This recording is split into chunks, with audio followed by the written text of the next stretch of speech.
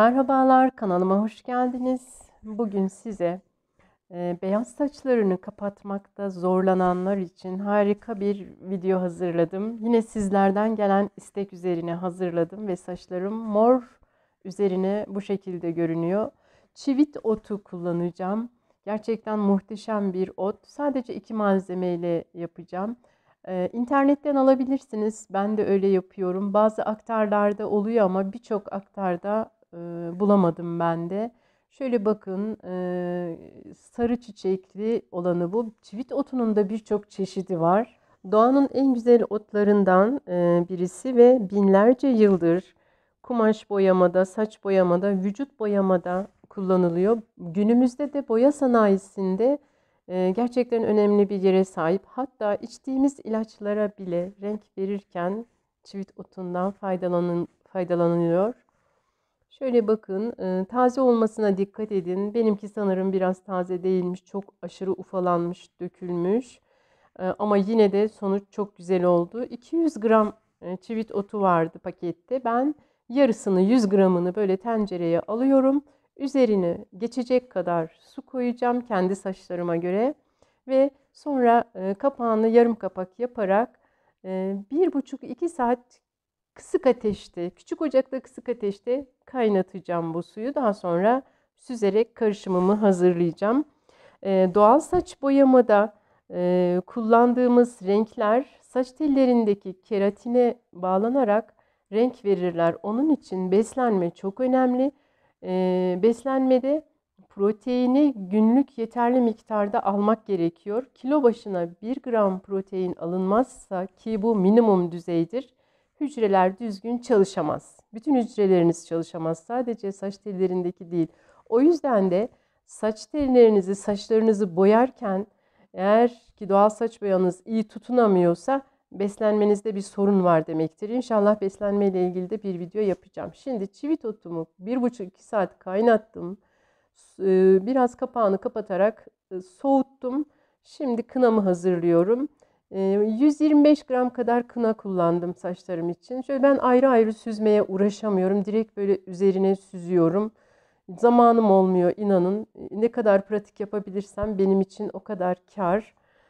Sık sık saçımı boyuyorum. İşim ne kadar çok olursa olsun saçlarımı ve cildimi asla ihmal etmem. Ama böyle sizlere de video yaparken hani kusura bakmayın, biraz böyle pratik yapıyorum. Siz ayrı bir yere süzerek kullanabilirsiniz. Şöyle üzerine süzdüm. İyice karıştırıyorum. Şöyle bir 3-4 saat kadar üzerine bir poşet geçirip dinlenmeye bırakacağım. Ondan sonra saçlarıma uygulayacağım. Gerçekten bu çivit otu ile saç boyadığınız zaman çok hoş bir kahverengi tonu elde edeceksiniz. Çivit otu kınanın içerisindeki kırmızılığı alacak. Çok fazla bekletmemeliyiz saçımızda. En az 4, en fazla 6 saat bekletmek yeterli. Hatta saati kurun. 5 saat ya da 6 saat sonra saçlarınızı mutlaka yıkayın. Yıkarken de tabii ki şampuansız yıkayacağız. Şöyle bakın, 3-4 saat beklettim. Gayet güzel olmuş. Saçlarıma uygulayacağım. Şimdi size boya öncesi saçlarımı bir göstereyim. Saçlarım boya öncesi böyle oldukça mor bir saçım var. Son zamanlarda biliyorsunuz mor lahanayla, kınayla boyadığım için böyle mor bir saçım var. Tepe kısmını biraz uzattım. Yani saçlar dipten uzar. Ben de 2 haftadır saçlarımı özellikle boyamıyorum ki bu tepenin ne kadar güzel kapandığını size göstermek istiyorum. Eğer tepe kısmınız iyi kapanmıyorsa boyama hatanız var demektir. Lütfen videolarımı sonuna kadar dikkatli bir şekilde izleyin. Anlaşılmayan bir yer olursa tekrar izleyin. Elinizde video hazır. Videolarım bir ders niteliğinde. Şöyle saçlarımı görüyorsunuz. Oldukça mor bir saç.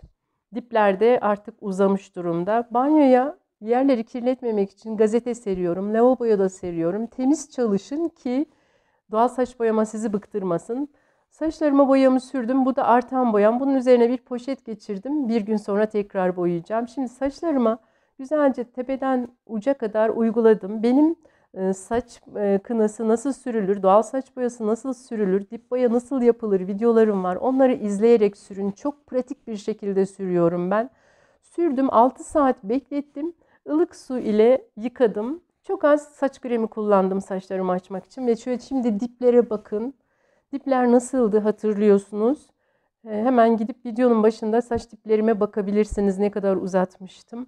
Mükemmel görünüyor. Hemen yıkadım, kuruttum, geldim ve çekiyorum. Ve saçlarımdaki parlaklığa bakar mısınız? Çivit otu saçlarıma harika bir parlaklık verdi. Gerçekten saç tellerim kalınlaşmış, dipler çok güzel boyanmış. Rengi de şahane. Tabii ki ben ev içinde şimdi akşam bu ışıkta çektim. Hemen gündüz de size çekiyorum. Şimdi sabah şöyle çekiyorum gün ışığında. Saçlarım tam böyle güneşin üzerinde. Bakın o mor saçımdan kahverengiliğe doğru bir gidiş var.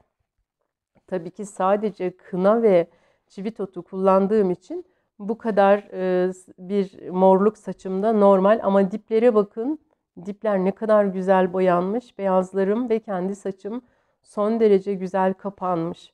Diplere iyi sürün. Dediğim gibi benim boyayı sürme, doğal saç boyasını sürme ve dip boyası yapma videolarımı izleyerek yapın. Şimdi dipleri daha çok gösterdim size. Şöyle iyi bakın. Tek elimle çekim yapıyorum. Saç videolarımı çektirecek kimseyi bulamıyorum. Sağ olsun eşim bir 5 dakikalık saç videosu çekse sanki bana belgesel çekmiş gibi bir muamele yapıyor. O yüzden bazen kendim çekiyorum. Her zaman ondan istemiyorum. Şöyle saç diplerime dikkat edin. Ne kadar güzel kapandığını görüyorsunuz. Turunculuk yok, kızıllık yok. Tabii ki benim saçımda şey çok az, beyaz saç çok az. O yüzden böyle. Şimdi bu artan boyamla hemen bir gün sonra yine boyayacağım. Şöyle bir kulak temizleme çubuğu ile ben bu sefer kaşlarıma da sürdüm bundan. Kaş beyazlaması sorunu olanlar doğal saç boyayı yaparken boyanızdan kaşlarınıza sürebilirsiniz. Çok düzgün bir şekilde sürün ve kuruyunca hemen yıkayın. Temiz bir pamukla silerek yıkayın. Kalan çivit otu suyunu da şöyle süzerek bir pet şişeye alacağım. Bu suyu buzdolabında bir hafta, dondurucuda aylarca saklayabilirim. Hemen hazır boyama için çivit otu suyum hazır olur. İkinci boyamı da yaptım. Hemen ertesi günü saçlarıma hiç şampuan sürmeden tekrar kalan boyamı dipten uca çok güzel bir şekilde sürdüm. Bu sefer 7 saat beklettiğim için hafif bir kızıllık oldu. Bakın ben şimdi saçlarımın videosunu çekiyorum. Kim geldi yanıma? Çektirmiyor bana. Duman geldi. Ben saçımı yıkayıp geldim ve Duman da böyle beni rahatsız ediyor. Videoyu çektirmiyor. Benimle oyna diyor. Saçlarını çekme diyor. Görüyor musunuz? Maşallah Duman benim oğlum. Çok akıllı. Evimizin balı bu. Şimdi burayı iyi anlayalım lütfen. Saçlarımı birinci boyamada güzelce boyadım. Kalan boyamla da hemen ertesi günü, Duman durmuyor yine. Hemen ertesi günü tekrar boyadım. Biraz boya az olduğu için diplere yoğun sürdüm. Dip boyası gibi oldu ama uçlara da akanı yetti diyebilirim. Bakın daha hoş bir kahverengilik oluştu. O mor saçımdan görüyorsunuz 2 boyamayla bu şekilde harika bir renk elde etmiş oldum. Şöyle görüyorsunuz. Işıkta da göstereceğim. Kıyafetimi değiştirdim. Bu gri tişörtümü çok seviyorum. Gri ile çok güzel görünüyor. Bakın görüntüye dikkat edin. Tepeleri de şöyle göstereyim. Tepeyi de görüyorsunuz. Tamamen doğal saç boyamada başarı elde etmeniz konuyu iyi anlamanıza, iyi uygulamanıza bağlı. Lütfen videoları gelişigüzel dinlemeyin. Evde kendi kendinize harika bilgiler edinebilirsiniz benim videolarımdan. Ve sabırlı olmalısınız. Doğal saç boyama bir seferlik değil, bir yaşam biçimidir.